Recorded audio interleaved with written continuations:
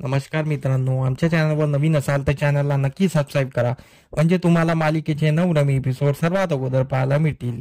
तर अप्पी यांची कलेक्टर या मालिकेमध्ये काय घडलं? अप्पी ही अमोलची माफी मागते. बाळा, मी तुझ्याकडे लक्ष देऊ शकले नाही, त्यासाठी मला माफ कर. मी फक्त आपल्या कामाकडे लक्ष दिलं, तुझ्याकडे दुर्लक्ष केलं, म्हणून आज ही तुझी अवस्था झालेली आहे. तर अमोल बोलतो, मा, तू माफी कशाला मागतेस? तू काही केलेलं नाही आहे. तू सर्व माझ्यासाठी चांगलंच केलेलं आहे आणि तू माझ्याकडे पुरेपूर लक्ष दिलेलं आहे. जे व्हायचं ते होतेच ना मा. तू स्वतःला गिल्ट करून घेऊ नको. तू माफी मागू नको. इकडे मोमा म्हणजेच मोना अमोलची माफी मागत असते. अमोल सरकार, मला माफ करा. मी तुमच्याकडे लक्ष दिलेलं नाही आणि तुमच्या तब्येतीबद्दल मी घरी कोणाला सांगितलं नाही. मी सर्वांपासून लपवून ठेवलं, त्यासाठी मला माफ करा. माझ्या काही अडचणी होत्या, तुम्ही सांगितल्याप्रमाणे मी कोणाला सांगितलं नाही. तर अमोल बोलतो, मोमा, तू माफी कशाला मागतेस? तू मी सांगितलं म्हणून तू लपवलं ना. तुझी काही चूक नाही यात. तर इकडे स्वप्नील अर्जुनची माफी मागतो. अर्जुन, मला माफ कर. मी तुझ्यापासून लपवलं आणि मी रुपालीवर आळा घालू शकलो नाही आणि मी तुमच्यापासून एवढं मोठं सत्य लपवलं, त्यासाठी मला माफ कर. तर अर्जुन बोलतो, दादा, तू काय माफी मागतो आहेस? तू जे चूक केलेली आहे ते बदलू शकत नाही आणि अमोलचा कॅन्सर परत वापस जाऊ शकत नाही आहे. जे सत्य आहे ते सत्य आहे, पण तुझ्यावर मी कधी विश्वास ठेवू शकणार नाही आणि तू जे कृत्य केलेलं आहे ते मी कधी विसरू शकणार नाही. तू या घरात राहशील, पण मी तुझ्यासोबत पहिल्यासारखा वागेल हे मी सांगू शकत नाही, कारण की ज्यांनी विश्वासघात केला त्याच्यावर मी कधी विश्वास करू शकणार नाही, असं अर्जुन बोलत असतो. अर्जुनला राग आलेला असतो. तर इकडे सर्व खूप एकमेकांसोबत बोलत असतात. तर कदम पण तेच बोलतात. कदम पण स्वप्नीलला बोलतात आणि कदम अर्जुनला बोलतात, अर्जुन, मला तुझ्यावर विश्वास नाही आहे, कारण की तू तू पण चूक केलेली आहे. तू पण अमोलच्या बाबतीत गुन्हेगार आहे, कारण की तुम्ही दोघांनी स्वतःचे भांडणं जास्त जपले आहे आणि अमोलकडे लक्ष दिलेलं नाही आहे. तर अमोल सर्वांना बोलतो, तुम्ही काय बोलबड करताय? थांबा. काय तुमचं हे चालू आहे? मला दिवाळी या घरात चांगली साजरी करायची आहे. मला दिवाळी सर्वांना एकत्र मिळून करायची आहे. मला धूमधामनी दिवाळी करायची आहे. तर बापू आणि कदम बोलतात, हो बाळा, आपण दिवाळी धूमधामनी करूया. आपण सर्व कामाला लागूया आणि सर्व दिवाळी छान करूया. अमोलची दिवाळी एकदम धमाकेदार झाली पाहिजे, असं सर्व बोलत असतात आणि सर्व कामाला निघतात. तर अमोल बोलतो, थांबा, कुठे चालले तुम्ही? आणि अशी दिवाळी साजरी करताय तुम्ही? अशा दिवाळी साजरी करण्याला काय अर्थ आहे?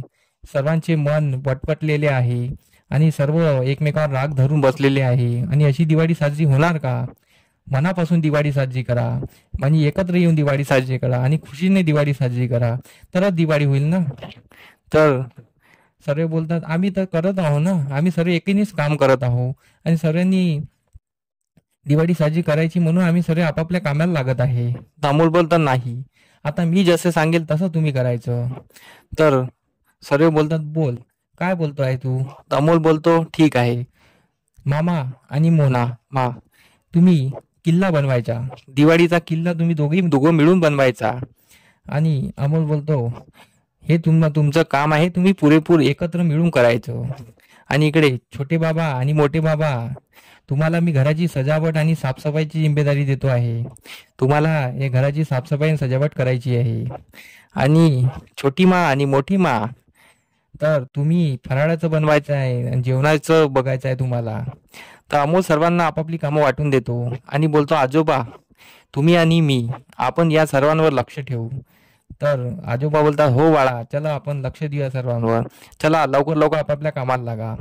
इकडे दिप्या आणि मोना बाहेर येतात किल्ला बनवासाठी. बाहेर आल्यानंतर दिप्या बोलतो, तुझ्यासारख्या विश्वासघाती बाईसोबत मी उभा राहू शकत नाही आणि तू जा, मी एकटा किल्ला बनवेल. तुझी तुझी मला काही गरज नाही आहे. आणि मला एक सांग, मी तर तुझा नवरा होतो ना, तू मला का नाही सांगितलं? सर्व गोष्टी तू मला सांगायची, मला का नाही सांगितलं? माझा विश्वासघात केला तू. मला तर विश्वासात घेऊन सांगायचं होतं, पण तू सांगितलं नाही. मोना आपली बाजू मांडत असते. दीपा काही ऐकत नाही. मोना बोलतो, मी तुझ्यासोबत किल्ला बनवू शकत नाही. अमोल होता म्हणून मी तुला इथे आणलं, पण आता मी एकटा किल्ला बनवणार. दीप्याची जिद्द असते, तिथे अमोल येतो. अमोल बोलतो, मामा, काय बोलतो आहेस तू? तुम्ही दोघांनी मिळून हे काम करायचं आहे. आणि तो मोना बोलते, छोटे सरकार बघा ना, हे मला किल्ला बनवू देत नाही आहे. तर अमोल बोलतो, मी आता इथेच उभा राहील, तुम्ही दोघं मिळून किल्ला बनवायचा. तर मोना आणि दिप्या किल्ला बनवायला लागतात. अमोल तिथेच उभा असतो. इकडे किचन मध्ये रुपाली आणि अप्पी येत असते फराळचं बनवायला. तर रुपाली आणि अप्पी मध्ये पण वाद होतात. अप्पी बोलते तुमच्या सोबत मला फराळ बनवायचं नाही आहे, पण अमोल खातीर मी तुमच्या सोबत आलेली आहे, पण मला तुमच्यासोबत काही बोलायचंच नाही आहे. तुम्ही या घरात आहात फक्त नावानिमित्त आहात, तुम्ही विश्वासघात केलाय माझा. तर रुपाली बोलते पण आम्ही काय विश्वासघात केलाय, आम्ही अमोलच्या बाबतीतच केला आहे ना. तर अप्पी बोलते तुम्ही अमोलचा विचार नाही केलाय, तुम्ही फक्त स्वतःच्या मायेचा विचार केलेला आहे. तुम्ही स्वतः एक आई म्हणून विचार केलेला आहे आणि तुम्ही फक्त अमोलला स्वतःजवळ कसं ठेवाल, आम्हाला त्यांच्यापासून कसं दूर कराल या बाबतीत तुम्ही विचार केलेला आहे. तुम्ही आमचा विचार केला असता तर आम्ही अशी गोष्ट आमच्यापासून लपवली नसती, आज अमोलची ही अवस्था आली नसती. तर रुपाली बोलते तुम्ही कोण काय केलेलं असं, तुम्ही नेहमी भांडत होते आणि त्याचा परिणाम अमोलवर होत होता, हे तुम्हाला लक्षात आलं नाही आणि तुम्ही मला बोलताय. ते या गोष्टीवरून दोघांचे वाद होतात. दोघं एकमेकाचे खंत काढत असतात. इकडे अर्जुन आणि स्वप्नील हे घराची साफसफाई करत असतात. तर घराची साफसफाई करत असताना तर ते स्वप्नील बोलतो अर्जुनला मला माफ कर, मी तुझा गुन्हेगार आहे. तर अर्जुन बोलतो दादा तू तो गुन्हेगार आहेस, पण तू विश्वासघाती सुद्धा आहे. मला तुझ्यासोबत फक्त कामानिमित्त बोलायचं आहे, नाही तर मला तुझ्यासोबत बोलण्यात रस नाही आहे. तू माझ्यासोबत बोलू नको, तू फक्त आपलं काम कर. तर अर्जुन रागावलेला असतो. स्वप्नील माफी मागत असतो. इकडे रुपाली आणि अप्पी पण भांडत असतात. तर तिथे अमोल येतो. अमोल ते सर्व बघतो. अमोल बोलतो हे सर्व फक्त माझ्यासाठी एकत्र आलेले आहे. तर तेवढाच रुपाली बोलत असते की त्या पत्रकारासमोर तुम्ही दोघांनी काय म्हटलं, आम्ही अमोलसाठी एकत्र आलेलो आहोत. तुम्ही असं नाही सांगू शकत होते की आमचं एकमेकावर प्रेम आहे म्हणून आम्ही एकत्र आलेलो आहोत. हे तुम्ही बोलताना तुम्हाला वाटलं नाही, असं रुपालीचं बोलणं अमोल नाही ऐकून घेतलं असतं. अमोल बोलतो बापरे हे तर मला माहित नव्हतं, हे माझ्यासाठी एकत्र आले आहे, यांच्यामध्ये काही प्रेम वगैरे काही नाही आहे, हे सर्व खोटं बोलले माझ्यासोबत, अशाने कसं होईल, मी गेल्यानंतर हे एकत्र कसे राहतील. तर अमोल तिथून निघून जातो. तर इकडे अर्जुन आणि स्वप्नील पण वाद करत असतात. अर्जुनला स्वप्नीलचं काही पटत नसतं. तर अमोल ते पण बघतो. अमोलला वाटतं की यांच्यात एकोपा राहणार नाही, यांना एकत्र आणणार तरी काही ना काहीतरी करावं लागेल. तर अमोल विचारात पडलेला असतो. अमोल नाराज झालेला असतो की अशी दिवाळी कशी साजरी होणार, यांचे मन एका ठिकाणी नाही आहे आणि हे एकमेकांमध्ये एवढे विखुरलेले आहे की यांच्यामध्ये एकोपा येणं शक्य नाही आहे आणि यांच्यामध्ये वाद होत राहणार.